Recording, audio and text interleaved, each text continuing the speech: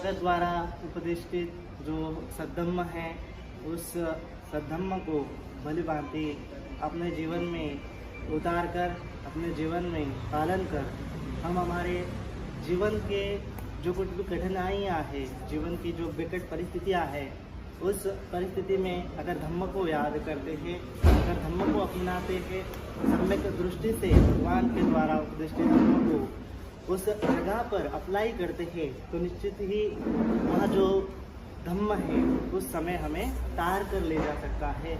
ऐसा ही भगवान बुद्ध का धम्म शास्त्र ने हमें बताया है। तो उस धम्म का भली भांति पालन करने वाले हम सभी उपासक तथा उपासिकाएं, तो हमें समझना है कि भगवान बुद्ध ने जो कुछ भी शिक्षाएं बताई हैं वह हमारे जीवन को परिशुद्ध करती है, हमारे जीवन को परिशुद्ध करने का काम करती है। तो हमें समझना है कि भगवान बुद्ध ने किन किन प्रकार की परिशुद्धियाँ बताई हैं। तो सबसे पहले भगवान बुद्ध ने 3 प्रकार की परिशुद्धियाँ बताई हैं, है ना। डॉक्टर बाबा साहब अम्बेडकर ने भी बुद्धा एंड हिज धम्मा इस ग्रंथ में लिखा है कि भगवान बुद्ध ने काय शुचिता पर भर दिया है, भगवान बुद्ध ने वाक शुचिता पर भर दिया है तथा भगवान बुद्ध ने मन शुचिता पर ज़्यादा ही मात्रा में भर दिया है ना। तो भगवान बुद्ध ने कहा कि हम काय शुचिता का अगर ख्याल रखेंगे तो हमारा काय जो है, हमारे जो शरीर जो है, हमारी जो बॉडी है, उसका मेटाबॉलिज्म है वह अच्छे से चलता रहेगा, जिससे हमें आरोग्य का लाभ होता जाएगा और आरोग्य की वजह से हम अच्छे से अच्छा उत्साह के साथ अच्छे से अच्छे कार्य कर पाएंगे। इसलिए भगवान कहते हैं कि हमारा आरोग्य जो है परम लाभ है ना। आरोग्य परमा लाभा, ऐसा बुद्ध कहते हैं कि आरोग्य का लाभ मिलना ही ऐसे सबसे बड़ा लाभ है। तो हमें आरोग्य का लाभ मिलाने के लिए सबसे पहले हम देखते हैं कि हमें क्या करना चाहिए। अच्छे से अच्छे व्यंजन जो है, अच्छे से अच्छे पदार्थ जो है उनका सेवन करना चाहिए, है ना। जो खराब पदार्थ है जिनसे अनेक प्रकार की बीमारियां होती है उनका हमें सेवन नहीं करना चाहिए। उसी प्रकार भगवान कहते हैं कि साथ ही साथ हमें यह भी ख्याल रखना चाहिए कि काया के वजह से जो कुछ भी हम पाप कर्म करते हैं, अकुशल कर्म करते हैं, वह भी क्या होते हैं, हमारी काया को जो है नुकसान पहुंचाते हैं, है ना। जैसे काया के द्वारा हम कौन सा पाप कर्म कर सकते हैं, तो बुद्ध कहते हैं कि कोई व्यक्ति जो है काया के द्वारा प्राणी हिंसा कर सकता है ना। कोई व्यक्ति काया का सहारा लेके चोरी कर सकता है, कोई व्यक्ति काया का सहारा लेके व्यभिचार कर सकता है, कोई व्यक्ति काया का सहारा लेके मादक पदार्थ जो है उनका सेवन कर सकता है। तो यह इनसे क्या होता है कि काया की अशुद्धि होती है, काया की शुद्धि नहीं होती है। तो भगवान कहते हैं कि काया की शुद्धि करने के लिए हमें उन शीलों से बचना चाहिए, उन पाप कर्मों से बचना चाहिए। इसलिए भगवान कहते हैं कि हमें पाप भीरुता होनी चाहिए कि जो कुछ भी हम प्राणी हिंसा कर रहे हैं, काया के द्वारा जो अशुद्धियाँ कर रहे हैं, जिनसे लोगों के जीवन में दुख उत्पन्न होता है तथा हमारे जीवन में भी दुख उत्पन्न होता है, ऐसे कर्म हमें नहीं करने चाहिए। तो ऐसे इसलिए भगवान कहते हैं कि हमें प्राणी हिंसा नहीं करनी चाहिए, हमें चोरी नहीं करनी चाहिए, हमें व्यभिचार नहीं करना चाहिए, हमें जो मादक पदार्थ है उनका सेवन नहीं करना चाहिए।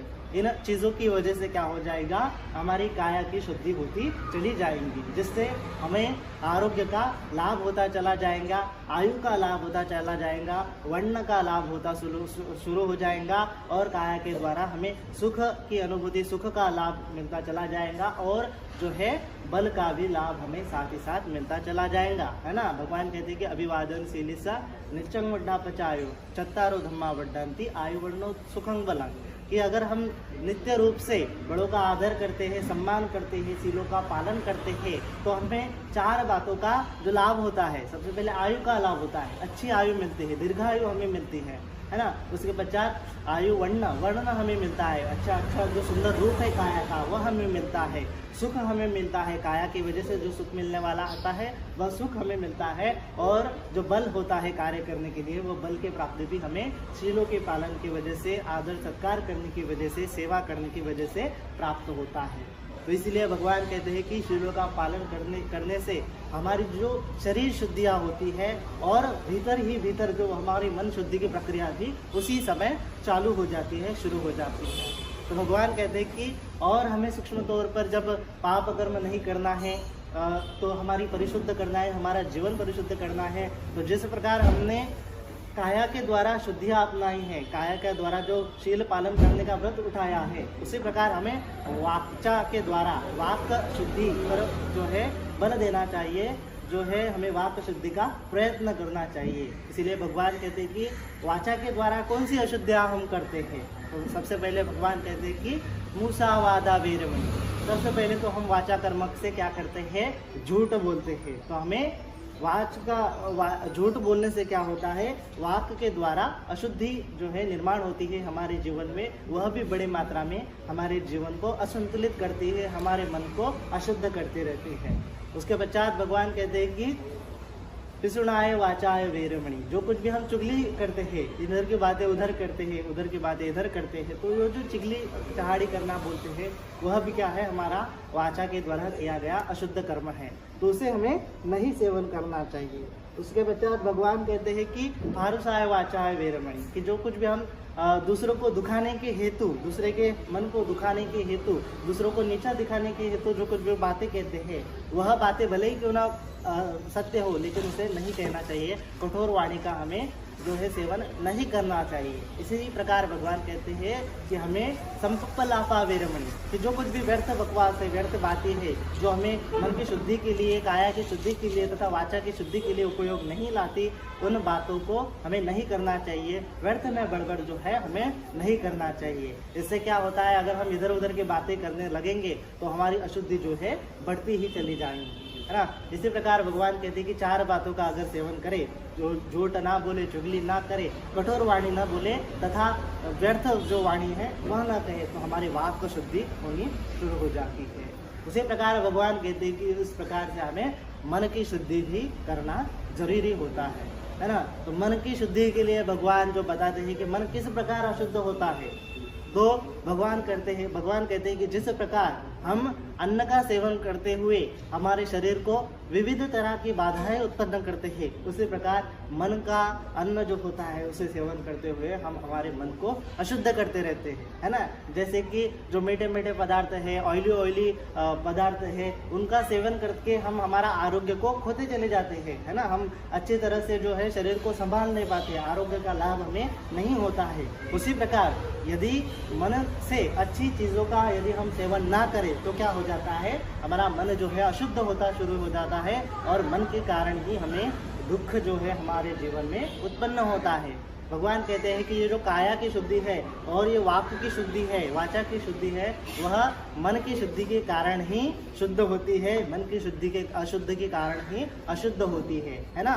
तो मन के अशुद्ध होने से क्या होता है, हमें दुख ही दुख होता है, और मन के शुद्ध होने से क्या होता है, हमें सुख ही सुख होता है ना। जिस प्रकार भगवान कहते हैं ना धम्मपद की गाथा में, मनोबुद्धंगा धम्मा मनो सेठा मनोमया मनसा से पदुट्ठेन भासते वा करोति वा ततो न दुःखमन्वेति चक्रं वा भवतो पदम, है ना।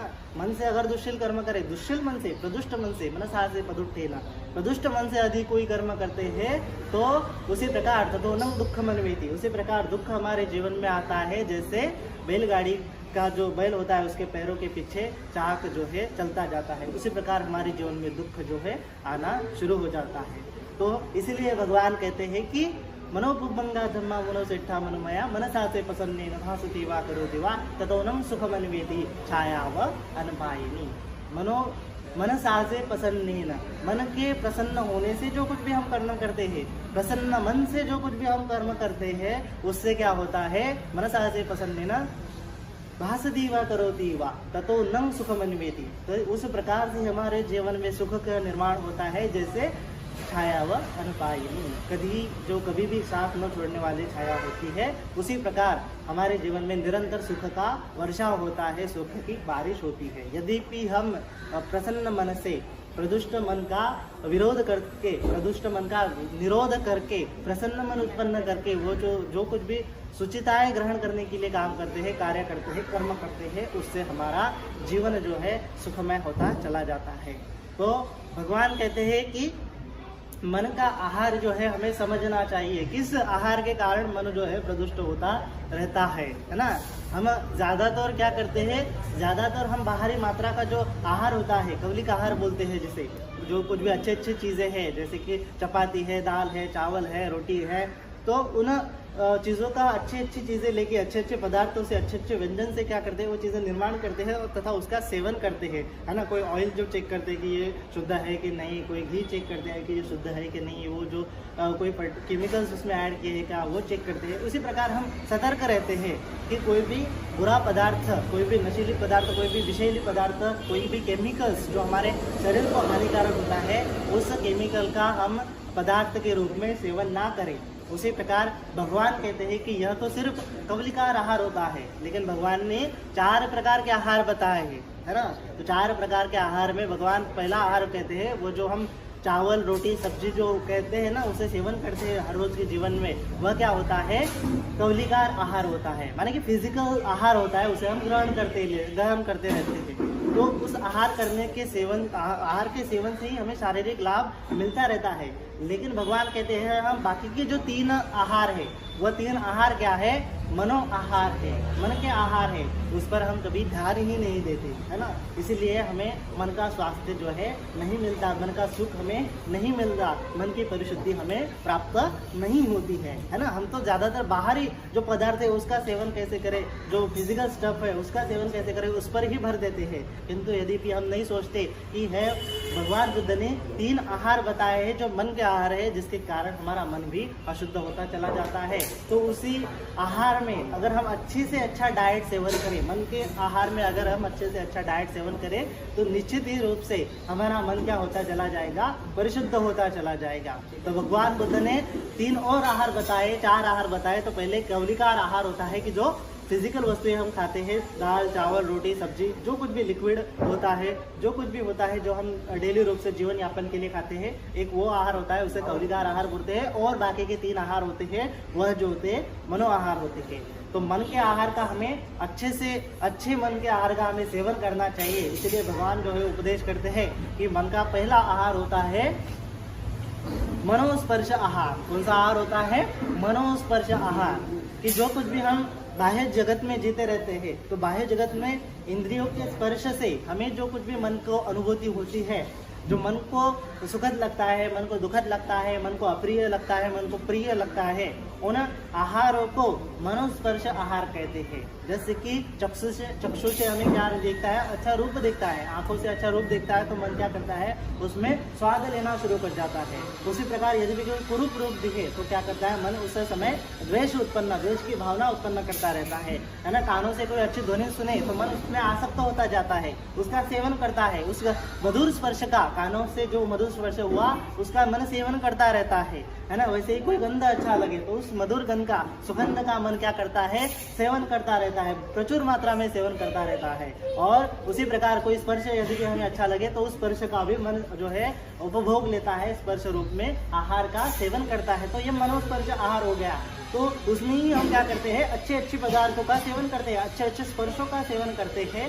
अपितु जो कुछ भी प्रतिकूल स्पर्श है, दुखद स्पर्श है, व्याकुल करने वाले स्पर्श है, उन स्पर्शों को मन क्या करता है, द्वेष की भावना के रूप में आहार ग्रहण करता है ना। माने कि कोई जो है हमें गरम सा लगे, दुर्गंध सा लगे, अप्रिय सा रूप लगे, कर्कश ध्वनि लगे, तो यह स्पर्श होते हैं इंद्रियों पर। तो उस समय मन क्या करता है कि यह स्पर्श हमें नहीं चाहिए, है ना। जिस प्रकार हम जो अच्छा आहार लेते हैं तो हमें क्या करते हैं, हम अच्छे व्यंजन खाते हैं, स्वीट व्यंजन खाते हैं, लेकिन करेला का जूस आ गया तो क्या करते हैं, नहीं खाने का इच्छा वहाँ पे व्यक्त करते हैं। लेकिन करेला का जूस भी क्या होता है, हमारे स्वास्थ्य के लिए अच्छा होता है ना। उसका भी हमें यदि भी प्रमाणित रूप से सेवन करें तो वो क्या होता है, हमें बहुत ही प्रकार के लाभ जो है हमारे शरीर को दे सकता है। तो उसी प्रकार भगवान कहते हैं कि यदि भी मन में जो कुछ भी अप्रिय लगने वाले स्पर्श होते हैं, है ना, जैसे आलम्बन को, ये जो चक्षु है, रूप है, जो कान है, नाक है, जीभ है, त्वचा है, उनसे जो हमारा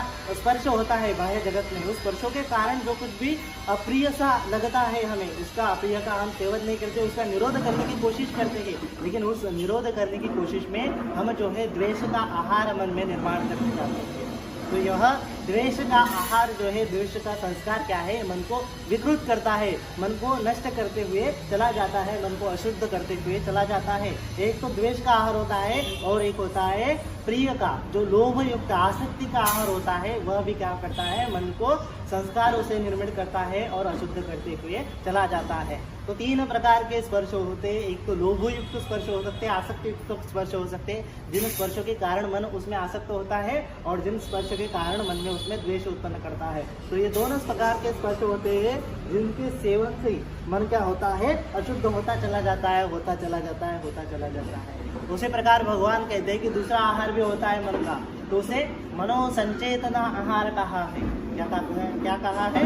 मनोसंचेतना आहार, कि जो कुछ भी स्पर्श हमें प्रिय लगा, जो कुछ भी स्पर्श हमें सुखद लगा, अच्छा लगा, प्रिय लगा, उसमें क्या होता है, मन जो है आसक्त होता चला जाता है कि यह आहार मुझे पुनः पुनः चाहिए, है ना, और चाहिए और चाहिए। जैसे कि कोई स्वादिष्ट व्यंजन हमें अच्छा लगा तो हम क्या करते हैं, उसमें आसक्त होते हैं, और चाहिए और चाहिए, इसकी डिमांड करते हैं। उसी प्रकार हमें अगर स्वादिष्ट व्यंजन नहीं लगा, है ना, जो अच्छा नहीं लगा उसका स्वाद, तो क्या करते हैं, हमें नहीं चाहिए नहीं चाहिए, इस प्रकार मन में जो है चेतना उत्पन्न करते हैं। तो उस चेतना को ही क्या कहा है, भगवान बुद्ध ने मनोसंचेतना आहार कहा गया है। तो यह चेतना तीन प्रकार की होती है। एक तो लोभ युक्त चेतना होती है, जो प्रिय लगता है उसमें चित्त जो है क्या करता है, लोभ आसक्त होता रहता है और उसकी और डिमांड करता है, उसमें उसको काम तृष्णा भी कहा जाता है। उसी प्रकार जो कुछ भी अप्रिय सा लगता है, प्रिय नहीं लगता है ना, जिससे मन क्या होता है, विचलित होता है, उसका आहार का सेवन, मन के आहार का सेवन, मन के स्पर्श के आहार का सेवन मन नहीं करना चाहता और उसको दूर लौटने की कोशिश करता है, द्वेष युक्त भावना मन में उत्पन्न करता है। तो वह क्या है, विभव तृष्णा, विभव संचेतना वहाँ पे मन निर्माण करता है, जिससे मन जो है तृष्णायुक्त होता है, क्लेश युक्त होता है, उसे उपादान मिलते हैं और उस उपादान के कारण ही भव के कारण ही जाति जरा मरण शोक परिदेव दुख जो है हमारे जीवन में उत्पन्न होते हैं। तो उसी प्रकार हमें जो मनोसंचेतना आहार है उसका भी जो जिस प्रकार हम अच्छे से अच्छा आहार ग्रहण करते हैं जो शरीर के लिए सेहतमंद है, उसी प्रकार हमें जो मन का आहार है वह भी हमारे मन के लिए किस प्रकार सहयोग में लाता है, किस प्रकार मन को परिशुद्ध करता है, किस प्रकार मन के शुद्धि के लिए सहायक होता है, उसी प्रकार का आहार हमें सेवन करना चाहिए। तो भगवान कहते हैं कि मनोविज्ञान आहार भी होता है, जो तीसरी प्रकार का मानसिक आहार होता है। तो मनोविज्ञान के कारण क्या होता है कि जिस प्रकार मन में जो स्पर्श उत्पन्न होता है बाह्य जगत का, उसी प्रकार मन में चेतना उत्पन्न होती है। प्रिय लगे तो मन क्या करता है, और चाहिए और चाहिए। प्रिय स्पर्श को क्या करता है, मन और चाहिए ऐसा सेवन करता है। अप्रिय मनोस्पर्श को मन क्या करता है, मुझे और नहीं चाहिए, विभव तृष्णा, विभव संचेतना वहाँ पे निर्माण करता है। और उसी प्रकार जो विज्ञान आहार होता है, वो विज्ञान आहार क्या होता है, निर्माण होता है। मनों की जो विज्ञान है वह क्या है, हमारा मन है। मन की निर्मित क्या होती है, स्पर्श और चेतना के कारण ही हमारे मन की निर्मित होती है। और जिससे क्या होता है, जिस प्रकार का हमारा मन होता है, जिस प्रकार का हमारा विज्ञान होता है, जो बीज के रूप में होता है, आगे जाकर वैसे ही फल हमें देता है ना। यदि भी हमने जो नीम की गुठली रोई है, तो वो नीम की गुठली क्या होगी, नीम का ही पेड़ वहाँ पे निर्माण करेगी। उसमें स्वादिष्ट फल नहीं आएंगे, उसके कड़ूपन के नीम के ही फल वहाँ पे आएंगे। यदि भी हम आम की गुठली निर्माण करते हैं तो आम का ही फल उसमें आता चला जाएगा। तो उसी प्रकार भगवान कहते हैं कि जो विज्ञान होता है, जो विज्ञान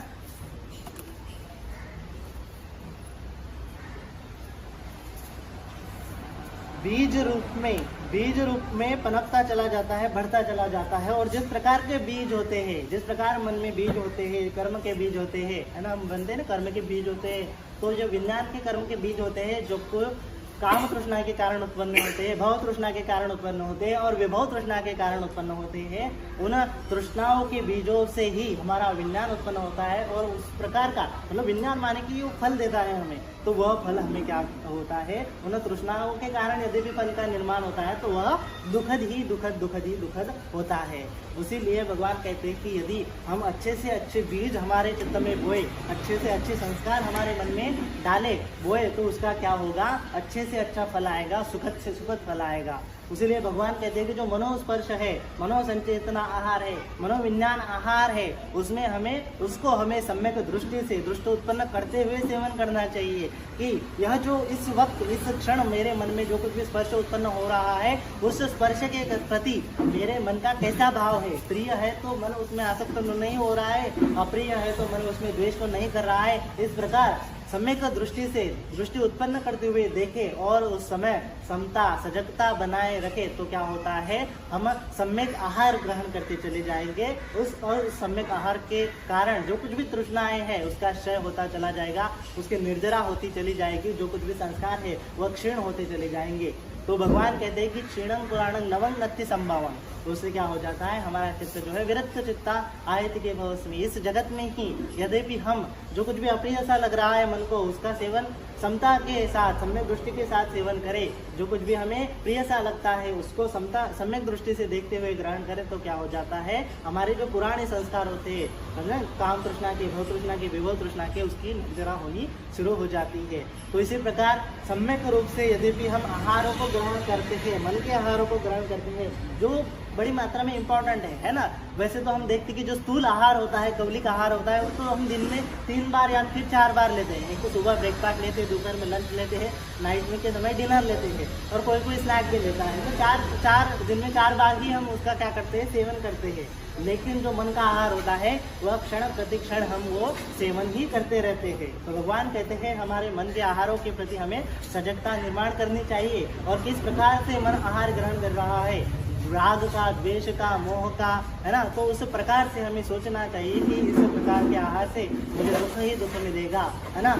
अनासक्त भाव से है ना, सम्यक संकल्प में भगवान कहते हैं 3 प्रकार के संकल्प हमें करने चाहिए। एक तो क्या, अनासक्ति का संकल्प। दूसरा है कि मतलब कि इन चीज़ों में जो कुछ भी मुझे आसक्त लग रही है उसमें आसक्त न हूँ, वह क्या है, अनासक्त का संकल्प। उसके पश्चात कहते हैं भगवान की अव्यापाद संकल्प। जो कुछ भी मुझे चित्त में चंचल करने वाला होता है, व्यापाद युक्त होता है, द्वेष युक्त होता है, क्लेश युक्त होता है, उनके प्रति मन में व्यापाद उत्पन्न न होते देते हुए समता स्थापित करना, वह क्या होता है, अव्यापाद संकल्प होता है। उसी प्रकार भगवान कहते हैं कि अहिंसा संकल्प। जो कुछ भी मोह होता है, जो कुछ भी अज्ञान होता है, उसको, जो कुछ भी द्वेष युक्त होता है, क्रोध युक्त होता है, उसको हम हटाने का प्रयास तो करते हैं, लेकिन क्या करते हैं, सम्यक रूप से नहीं करते हैं, है ना। उसे हिंसा के भाव से हटाने का प्रयास करते हैं। जैसे कि दुखद संवेदना आई बैठते बैठते तो हम क्या करते हैं, नहीं चाहिए रे, नहीं चाहिए रे, नहीं चाहिए रे, उसको दूर लौटने का प्रयास करते हैं। लेकिन वह क्या है, हिंसा का भाव है, मन में उत्पन्न होता है ना। मन उसको सेवन करने में असमर्थ होता है ना। उसे सम्यक रूप से समता के रूप से सेवन करने में जो है असमर्थ होता है, जिससे क्या होता है, हमारे मन में तृष्णा उत्पन्न होती चली जाती है। तो भगवान कहते हैं कि अनासक्त संकल्प, अव्यापाद संकल्प और अविहिंसा संकल्प, इसके चलते, इसके करते ही हमें क्या होता है, सम्यक रूप से आहार जो है ग्रहण होना शुरू हो जाता है। और उससे क्या होता है, मन की शुद्धि होनी शुरू हो जाती है। और इस मन की शुद्धि के कारण ही हमारे जीवन में सुख की निर्माण होता है, सुख की सुगति का निर्माण होता है। और हमारा मन परिशुद्ध होते होते श्रोतापन्न, सक्रोधगामी, अनागामी और अनंत अवस्था तक जो निर्वाण की भूमिया है उसकी ओर बढ़ता चला जाता है। तो यह मन का आहार हम हर वक्त हर क्षण ले रहे हैं, है ना। यद्यपि हम उसके अविद्या के कारण उसको जान नहीं पा रहे हैं, हमें ज्ञान न होने के कारण उसे जान नहीं पा रहे हैं, तो हमें जो है नित्य से कालीन धम्म श्रवण एतं मंगलमुत्तमं, हर बार जो है बार बार जो है धम्म श्रवण करते हुए क्या करना चाहिए, इन सभी जो भगवान बुद्ध ने जो कुछ भी धम्म बताया है उनका क्या करना चाहिए, अच्छे से विविध अंग से पालन करना चाहिए, विविध अंग से उसे धारण करना चाहिए। यही क्या है, उत्तम मंगल है। तो उसी प्रकार धर्म को धारण करते हुए जो कुछ भी अप्रिय सा लगे, जो कुछ भी प्रिय सा लगे, उसके प्रति मन में मोह उत्पन्न न करते हुए, उसके प्रति मन में सम्यक दृष्टि उत्पन्न करते हुए यदि भी हम जीवन बिताए तो हमारी मन शुद्धि होती चली जाएगी। मन शुद्धि से ही हमारी काय शुद्धता और वाणी शुद्धता होती चली जाएंगी और जीवन शुद्धता होती चली जाएंगी। यही भगवान बुद्ध का मार्ग है जो हमें दुख मुक्ति की ओर ले जाता है। तो आज के लिए इतना ही। सबका मंगल हो, सबका कल्याण हो, सभी जन सुखी हो, सुखी हो, सुखी हो।